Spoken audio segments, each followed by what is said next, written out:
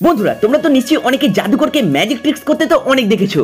আচ্ছা, এটা তোমরা সবাই জানি যে এগুলো আসলে চোখের ধোঁকা ছাড়া আর কিছুই নয়, কিন্তু তুমি কি জানো জাদুকররা কিভাবে লাইভ দর্শকদের চোখে ধুলো দেয়? তাহলে আজকের এই ভিডিওতে আমি তোমাদেরকে পৃথিবীর কয়েকটি বিখ্যাত ম্যাজিক ট্রিক আর তাদের গোপন রহস্য জানাবো, যেগুলোকে জানার পর তোমরা ডিটেইলে অবাক হয়ে যাবে। তো চলো শুরু করি আজকের আমাদের এই কাউন্টডাউন।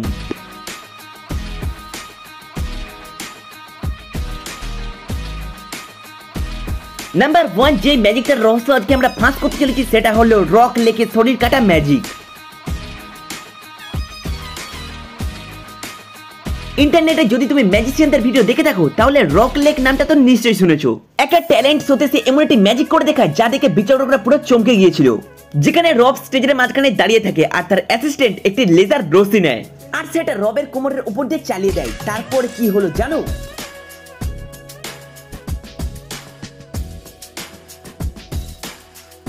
তারপর কয়েক সেকেন্ডের মধ্যে রবের দেহের উপরে অংশটা আলাদা হয়ে উপরে চলে যায় আর নিচের পাটা মাটিতেই পড়ে থাকে।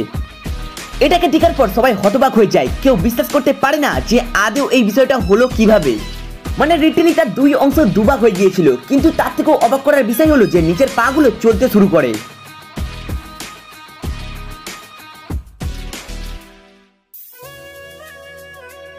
কিন্তু আসলে এখানে কি হয়েছিল জানো, যেটাকে জানার পর তোমরা হয়তো অবাক হয়ে যাবে।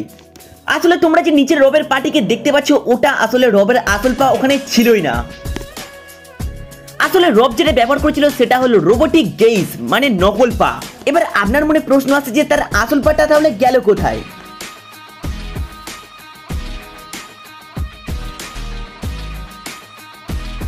আসলে এখানে ব্যাপারটা হলো যে সে নিজের পিঠের পেছনে একটা কালো স্ট্যান্ডে সে উল্টো হয়ে লুকিয়েছিল আর পেছনে ব্যাকগ্রাউন্ড আর কাপড় দুটোই কালো কালারের ছিল, তাই দর্শকদের চোখে কিছুই পড়েনি। আর ঠিক এইভাবে সে দর্শকদের চোখে এমন একটা ইলিউশন তৈরি করে যাতে সবাই ভাবে যে এটা সত্যি যে নিজের শরীর কেটে ফেলেছে এবং তার শরীর থেকে সত্যি হয়তো তার পাটা আলাদা হয়ে গিয়েছে। কিন্তু বাস্তব বলতে এটা আসলে কিছুই না, আসলে এটা হলো চোখের ধোঁকা। কিন্তু রব দর্শকদের চোখে এমন একটা ইলিউশন তৈরি করে যাতে সবাই ভাবে যে সত্যি তার পার্ট আর বডি হয়তো দুটো আলাদা হয়ে গিয়েছে এবং তার সাথে সে হয়তো তার বডি এবং শরীরকে আবার পুনরায় ম্যাজিক করে জুড়েও ফেলেছে।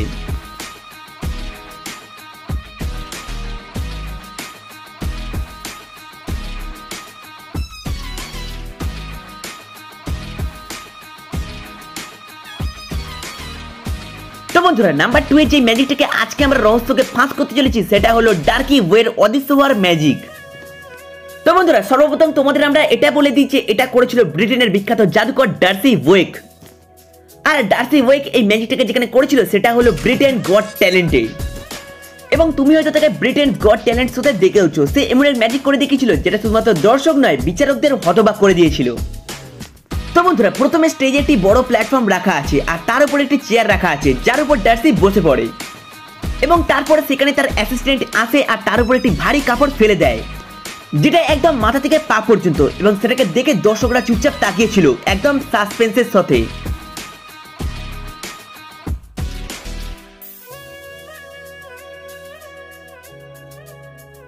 দেন কয়েক সেকেন্ড পরে অ্যাসিস্ট্যান্ট কাপড়কে সরায় আর দেখো চেয়ারে কেউ নেই, ডার্সি একদম উধাও।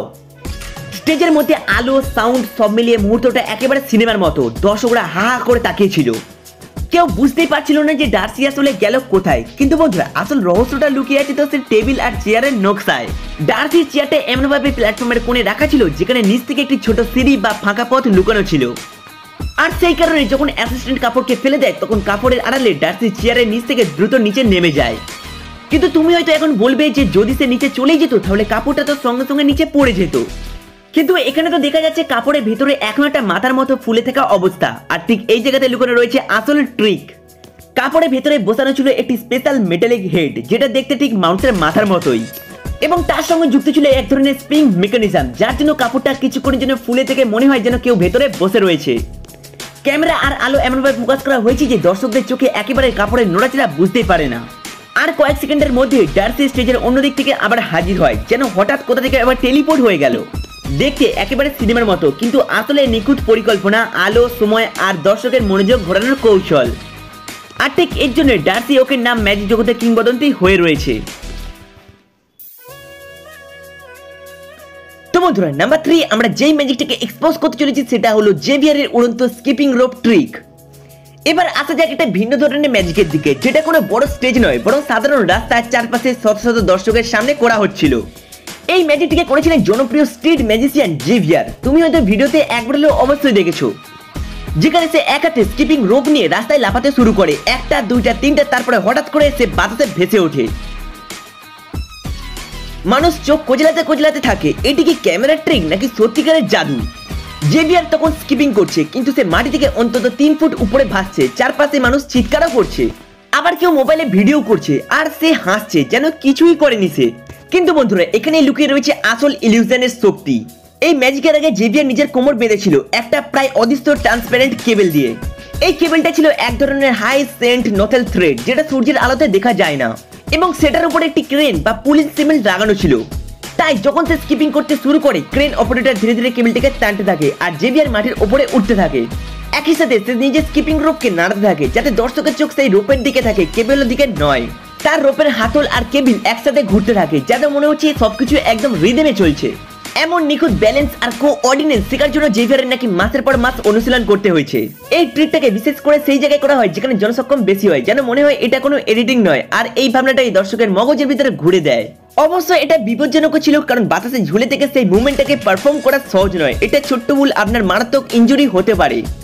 তবুও জেভিয়ার সেটা এমন আত্মবিশ্বাস করে যে মানুষ এখনো সেই ভিডিওকে দেখে অবাক হয়ে যায়, এটা কি সত্যি সম্ভব নাকি অসম্ভব। কিন্তু আসল উত্তরটা তো তুমি এখন জেনে গিয়েছো, সবই নিখুঁত প্ল্যানিং, ইঞ্জিনিয়ারিং আর দর্শকের মনোযোগের নিয়ন্ত্রণের খেলা।